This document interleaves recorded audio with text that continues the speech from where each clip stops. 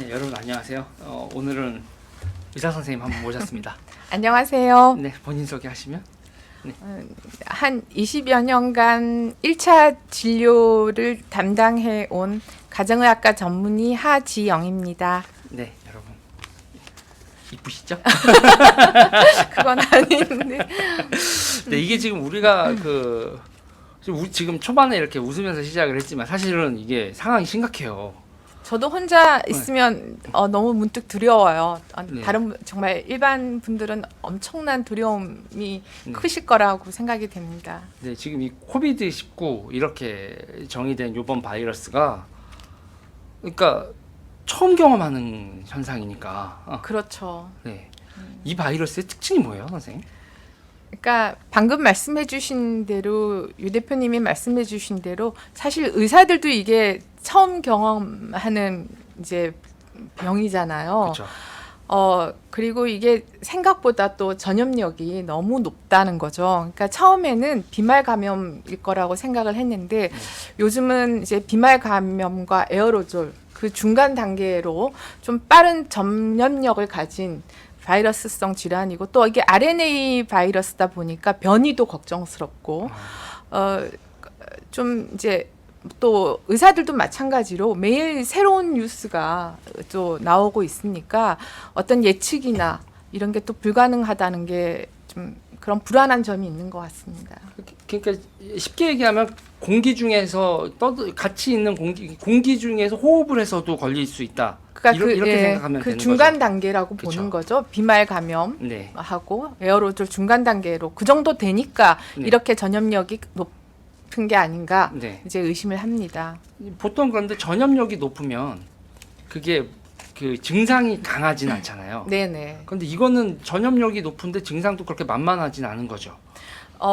이게 이제 너무 스펙트럼이 넓은 것 같아요. 무증상 감염자서부터 네. 또 이게 이제 폐렴으로 와서 폐섬유화로 진행이 돼서 또 빠른 진행을 보이고 사망하는 예까지 좀 이게 병의 스펙트럼이 상당히 넓은 것 같고 이게 또 그렇다 보니까 예측이 불가능한 거죠. 아직 이제 우리가 의료는 의학이라는 학문은 통계와 데이터 또 경험론적인 그런 게 쌓여야 되는데 아직은 이제 그 케이스가 아직 지금 병이 계속 진행되는 단계라 네. 뭐라고 우리가 정확하게 이 병에 대해서 뭔가 단정을 짓거나 네. 또 아직 아시다시피 치료제나 예방 백신이 나오지 않았기 때문에 네. 그만큼 불안도가 높은 것 같습니다. 그러니까 이게 똑같은 바이러스지만 환자에 따라 증상이 다르게 나타나는. 너무 다르게 나타나고 그러면 이 증상이 최악인 경우가 어떤 경우인 거죠? 이제 말씀드린 대로 이제 폐렴으로 진행이 돼서 폐섬유화가 되면 그 조직은 폐의 정상적인 기능을 할 수가 없게 되고 그래서 이제 이 환자분이 그 병에 돼서 완치가 되더라도 폐섬유화로 진행된 그 부분은 비가역적이라서 계속 호흡 곤란이나 이제 평생 어떻게 보면은 그런 장애를 안고 살게 될 수 있다는 겁니다. 그러니까 원상 회복이 안 되고 그렇죠. 그리고- 폐섬유화가 진행된 부분은 그리고 그러니까 후유증을 달고 살아야 그렇죠. 되는 거고. 그러니까 이거에 손상되기 전으로 돌릴 수 있는 쓰는 방법은 건 없다. 그렇죠. 네네. 그리고 이제 안 그러면 우리가 이제 그런 경우까지 됐을 때는 뭐 산소를 계속 지속적으로 공급을 받아야 되거나 안 그러면 이제 또 치료 중에 뭐 인공호흡기를 달아야 하거나 이제 그런 집중 케어를 받아야 되는 케이스가 많은 걸로 보입니다. 그러니까는 중국도 이런 경험을 한 적이 없고 그렇죠. 우리도 이런 경험을 한 적이 없고 그렇죠. 사실상 전 세계가 이런 경험을 해본 적은 이런 이제 이 병에 대해서 네. 그래서 사실은 제가 조금 이제 처음에 저는 이 병에 대한 기사나 뉴스를 접했을 때 사실 이제 이런 전염병은 가장 중요한 거는 그 병의 감염원을 막고 네. 확산을 막는 거 그 두 가지가 가장 중요합니다. 네. 그래서 저도 처음에는 그때 이제 의협에서도 많이 여러 번 성명을 내고 발표를 했듯이 그 중국발 입국 그 비행기 있잖아요. 그래서 이제 좀 그 어느 정도 입국 금지를 했어야 하지 않았나. 그래서 감염원을 최대한 막을 수 있을 만큼 막고 한 20, 30명 이제 환자가 발생했을 때 더 이상 확산을 있게끔 전 국민을 좀 긴장한 상태로 이렇게 이제 뭐 이런 많은 인원이 한꺼번에 모이는 행사나 또 이제 이런 집회나 그런 거에 대해서 좀 더 강하게 그렇죠. 경고를 하고 좀 긴장을 해서 확산을 막았어야 한다고 생각을 했는데 지금 이제 좀 늦은 감이 많습니다. 이 늦은 감이 많다라는 게 결국 이게 방역 실패라고 봐야 되는 그렇죠. 상황인가요? 네네. 이거는 그러니까 우리가 이제 불과 뭐 오늘 이제 계속 신천지에 대한 기사가 나오고 있지만 꼭 신천지뿐만이 아니잖아요. 사실 이제 우리나라가 대형 교회도 많고 또 그 교회 계속 그냥 별 문제 없이 뭐 주말 예배도 봤었고 또 어떻게 보면은 그 신천지 그 예배 이제 드리시는 분들 보면은 좁은 공간에 많은 분들이 이렇게 모여 있듯이 뭐 어떻게 보면은 영화관도 그런 셈이고 그렇죠. 또 뭐 결혼식장 모든 게 이제 뭐 별일 없다는 듯이 긴장을 조금 늦추고 일상생활을 하라고 또 정부에서도 그렇게 얘기를 해와서 사실은 조금 처음에만 긴장을 하고 조금 이제 그런 게 풀어진 때 이게 이제 소강 상태로 접어드는 게 아닌가 생각을 했는데 이제 이 대구발 이 기사로 또 이제 촉발이 된 것 같습니다. 그러니까 지금 저는 뭐 그 신천지 얘기가 나왔을 때 네네. 일단 간과하는 것 중에 하나가 네네. 신천지가 나름 국제 종교더라고요 지금. 그렇죠. 지금 중국과 조선족 분들도 네네. 많이 믿으시고 그리고 네. 신천지를 비난하는 분들이 하나를 생각하셨을 때 그 비난의 내용에 네네. 신천지 신자들은 신천지 신자인 걸 위장하고 교회를 다닌다는 거잖아요. 그렇죠. 그러면 지금 교회에서 이렇게 교회에도 지금 환자가 섞여 들어왔을 확률이 대단히 높은 건데 그걸 신천지를 비난하는 걸로 이게 지금 이 확산에 방지되는 거냐. 그러니까 이거는 마녀 사냥으로 흐르면 안 된다는 거죠. 이게 대책을 세운다고 생각하면 대규모 집회는 지금 현재로서는 다 줄여나가는 게. 그러니까 저도 오늘 이제 그 기사를 보면서 네. 우리가 이제 모든 오늘 뭐 기사나 또 많은 여론이 그 어떻게 보면 31번 환자의 네. 잘못이다라고 지금 이제 많은 비난을 퍼붓고 있는데 사실은 31번 환자도 본인이 이제 중국을 갔다 온 과거력이 없으니까 네. 어떻게 보면 2차 감염 네. 자라고 우리가 생각할 수 있지 않습니까? 그러니까 2차 감염인지 3차 감염인지도 모르지만 알 수는 없죠. 본인이 중국에 갔다 오질 않았으니까. 네. 그리고 이제 또 한 가지 제가 말씀드리고 싶은 건 지금 저희가 이제 그 어떤 뉴스를 보면은 그때 이 31번 그 환자분이 증세를 나타냈을 때 그 2, 3일 상관으로 그 신천지에서 여러 명이 네. 동시에 그 증세가 나타났다는 것으로 봐서는 31번 환자가 슈퍼 감염자라고 보기보다는 네. 동시에 어디서 다른 데서 다른 슈퍼 감염자에게 감염이 됐다고 의심하는 게 옳다고 봅니다. 그러니까 지금 상태에서는 감염을 막는 그 방역은 실패한 거고. 어떻게 지금 그렇죠? 이제 어떻게 보면은 방역은 총체적 어떻게 보면 방역 실패라고 보고 이건 어떤 이제 누구 뭐 역학적인 조사로 뭐 어떤 개인의 그 동선이나 그 뭐 어디 갔는데 이제 그런 걸 역학 조사에 치우치기보다는 이제 남은 우리가 앞으로 해야 할 일은 선별 진료소보다는 전담 병원을 우리가 빨리 지정을 해서 필요한 이제 음압 병실과 또 격리 병실을 확보하고 이제 그렇게 우리가 차후 대책을 세울 때 주력해야 될 때라고 생각을 합니다. 그러니까 지금 일단 감염을 막는 거는 실패했고 네네. 현재로서는 확산을 막는 확산을 것도 막는 것. 역학 조사나 이제 네. 그런 걸로는 지금 너무 늦었다. 너무 늦었다. 그러니까 네네. 감염원 막는 거, 네. 확산 막는, 그러니까 감염원 막는 거, 확산 네. 막는 걸 두 개를 실패했으니 이거는 지금 총체적인 방역 실패를 일단 네네. 보고, 그럼 여기서 이거에 대해서 우리의 네네 맞습니다. 대응인데 또 여기서 더 아이러니한 건 이 네.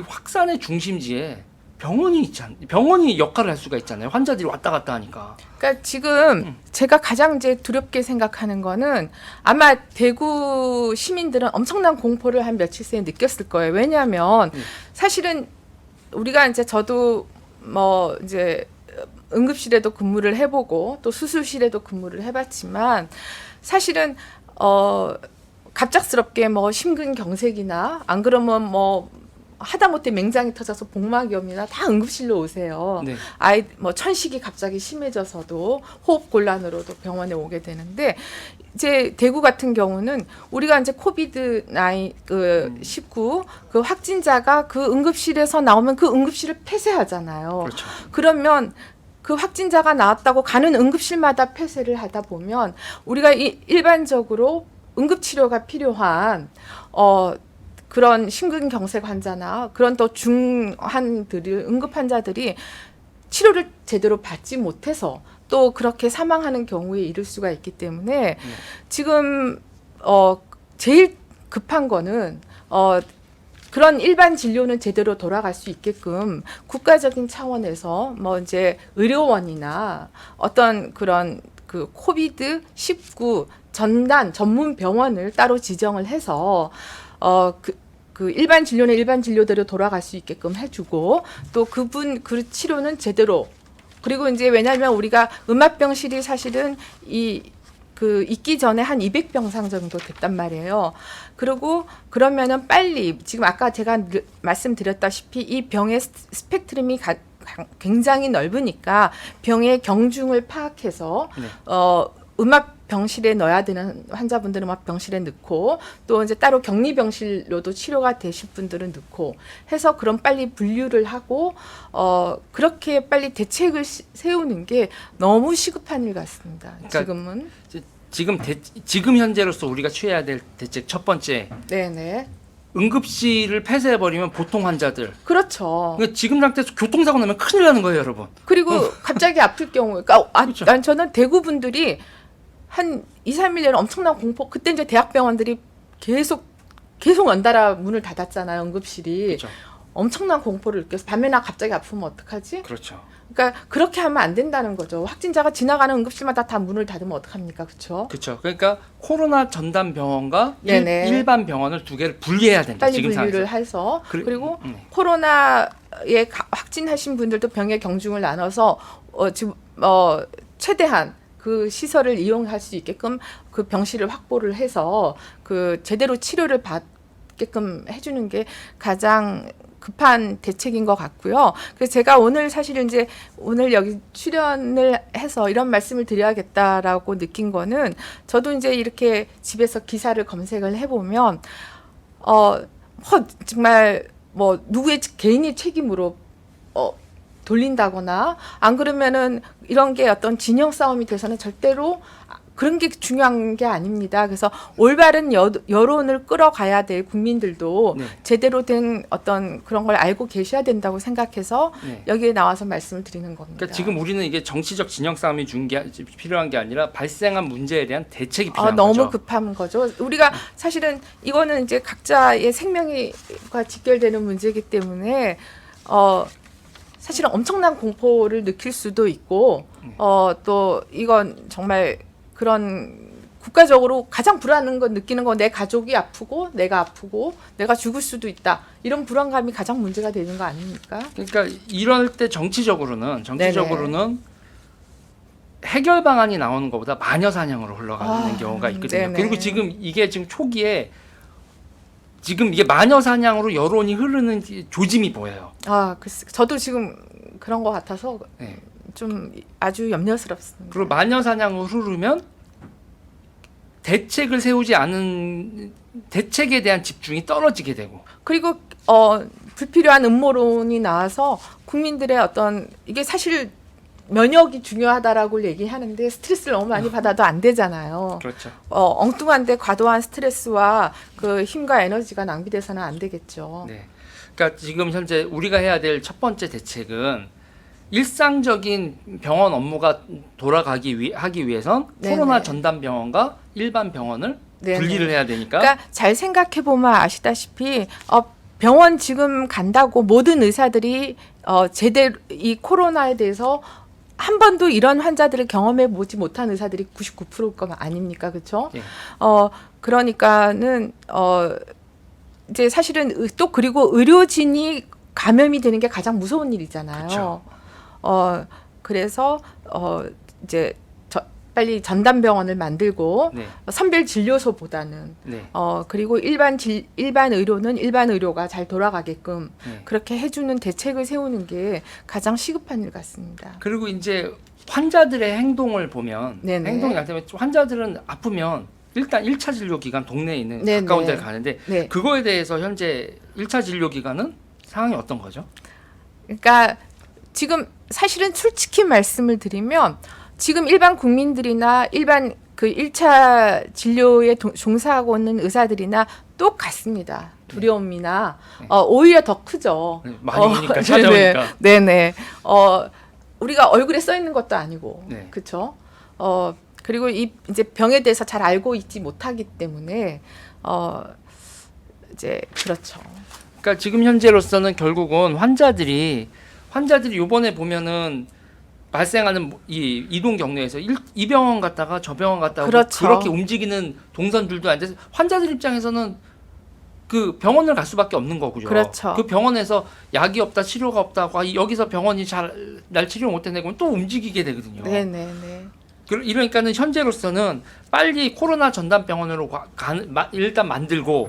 그러니까 이게 참 이제 의사가 우리가 진료를 할 때 좀 이제 특별한 병이 올 때 가장 중요하게 생각하는 게 그 환자의 과거력이에요. 네. 그러니까 우리가 이제 뭐 사실은 뭐 우리가 인플루엔자도 겪었고 독감 유행도 겪었고 메르스, 사스 여러 가지 이제 이런 바이러스성 유행성 질환도 많이 겪지 않았습니까? 그리고 아직도 이제 모르시는 분들도 많겠지만 사실 우리나라가 결핵도 만연 국가고 그래서 이런 감염성 질환이나 전염성 질환이 상당히 문제가 되는데 우리가 이제 그럴 때도 두려워하지 않았고 환자를 진료했던 거는 이제 환자의 과거력이나 이런 데서 우리가 의사들도 충분히 알고 어떻게 하라고 이제 뭐 처방도 할 수가 있었고 환자한테 충분히 워닝도 할 수가 있었고 이 환자의 예후에 대해서도 추측이 가능했어요. 그래서 사실은 뭐 어떤 환자가 와도 두렵지 않았지만 지금 이런 경우는 환자분들도 두렵지만 1차 진료하는 의사들도 두렵습니다. 그리고 이제 뭐 리얼타임 PCR 검사, CT 검사가 이게 지금 개인 의원에서 다 이루어질 수 있는 그런 진단이 아니거든요. 네. 그렇기 때문에 빨리 이 전담 병원이 빨리 생겨야 될 것 같습니다. 그러니까 지역별로 전담 병원 만들고 주민들한테도 여기가 전담 병원인 걸 전부 그렇죠. 다 홍보도 해야 되고 네네. 증상이 있었을 때 어떻게 네네. 행동을 하세요. 일단 뭐 이런 것도 여기로 가세요라는 것도 다 문자로 가든 통신 수단으로 해서 다 해서 이거에 대해서는 이제는 지금은 네네. 지금 제가 이제 지금 뭐 이건 환자가 됐을 시의 행동 방식에 대해서 네네. 방송들이나 언론들이 계속 얘기를 해줘야 된다고 적극적으로. 봐요. 왜냐하면 지금 자고 일어나면 1,000명이 돼 있을 수도 있습니다. 그리고 벌써 대구는 음압병실이 부족하다고 하는데 그러면은 지금 제가 이제 병원의 상황을 생각을 해보면 음압병실이 50몇 개예요. 벌써 이제 그 환자 우리가 제공하는 음압병실 수보다 환자 수가 훨씬 초과를 했잖아요. 그러면 우리가 환자의 또 빨리 경중을 파악을 해서 음압병실에 넣어야 하는지 안 그러면 일반 격리병실에 넣어야 하는지도 판단을 다 지금 그런 걸 빨리빨리 해야 되는 거잖아요. 그렇죠. 그러면은 그럼 빨리 전담병원을 만들어서 사실 의사들도 이 환자를 한 10명, 100명 보다 보면 이제 다 알아요. 알게 되죠. 어떤 빨리 이제 그 감을 잡는 거. 경험치가 생기니까. 네네.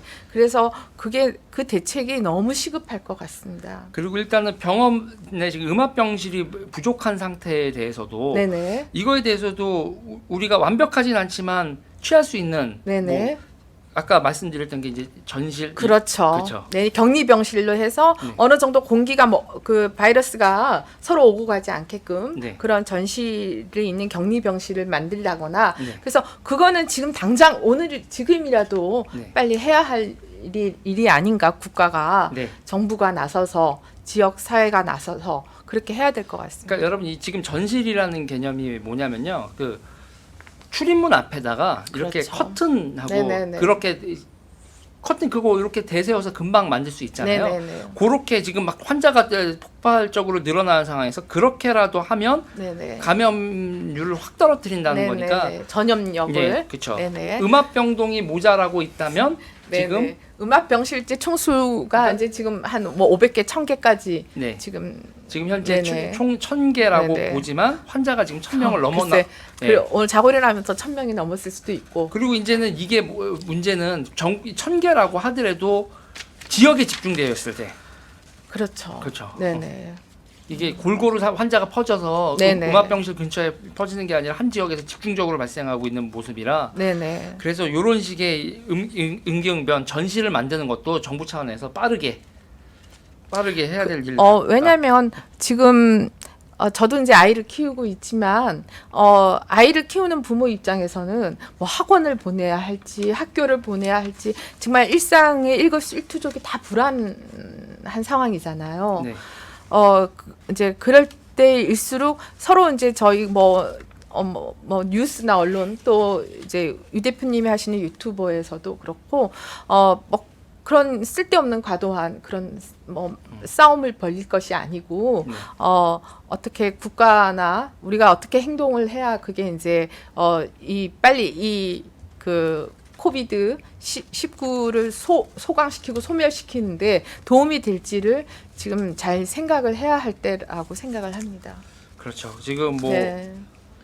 일단은 지금 질병관리본부하고 의사협회하고도 삐그덕거리고 있죠. 참 저도 그게 너무 마음이 왜 지금 사실은 의사협회 최대집 회장님이 네. 오랜만에 열심히 일을 하셨고 네. 또 다 의사들 대부분 한 90% 이상은 지금 어떻게든 이제 중국발 비행기에 그 입국을 막아서 감염면을 빨리 찾은 지금도 안 늦었다. 지금이라도 뭐 해달라 얘기를 했을 때 왜 질본에서 좀 의협하고 적극적으로 말을 맞추고 힘을 합쳐서 그걸 왜 밀어붙이지 못했을까 하는 그 아쉬움, 안타까움이 너무 큽니다. 그건 제가 또 질르듯이 얘기를 하는데요. 그 최대집 회장을 박사모로 봐서 그래요. 그리고 이제 자기 정권에 대해서 적대적인 사람이라고 보고 이 위기를 확대해야 하는 게 그걸 정무적 판단을 한 거죠. 그러니까 최대집 회장의 말을 전문가의 말로 본 거 아니라 저도 최대집 회장님에 대해서 저번에 막 이렇게 막 그래서 그런 이미지가 있었는데 이번에 발표하는 거 보고 이 사람 전문가다. 그리고 이제 의사협회장으로 할 말하고 있다라고 그렇게 봤는데 그거를 진영 논리로 본 거죠. 진영 논리로 보고 의사협회를 협력의 대상으로 보질 않은 게 네. 그런 배경이 있지 않을까라고 저는 보는 거예요. 지금 와서 근데 지금 그거를 뭐 논쟁을 확산시킬 게 아니라 제가 얘기하고 싶은 건 그런 정무적인 정파적인 이해관계는 쓸데없는 거고 네네. 그러니까 쓸데없는 게 첫 번째 정파적인 이해로 의사협회를 그런 식으로 바라보는 게 쓸데없는 거고 신천지를 바라보면서 마녀사냥 위주로 여론이 조성되는 거. 그렇죠. 그거는 너무 잘못된 방향이라고 생각을 하고요.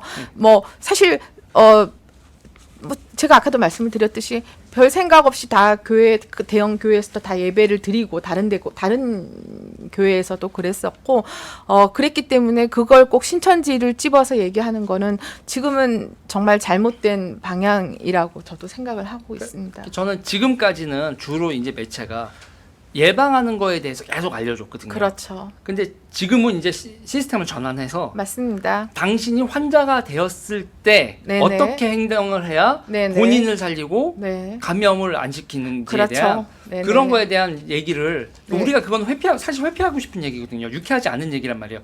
내가 걸렸다라는 걸 가정하는 거. 그렇죠. 그러니까 지금은 우리가 취득해야 될 정보는 네. 내가 걸렸다라는 걸 가정을 했을 때 네네. 그리고 그 사람들이 그거를 받아들일 수 있도록 정치인과 여론도 설득을 해야 되고 그 다음에 그거에 대한 대책, 행동 네네. 지침도 정확히 네. 얘기를 해줘야 된다라고 보는 거죠.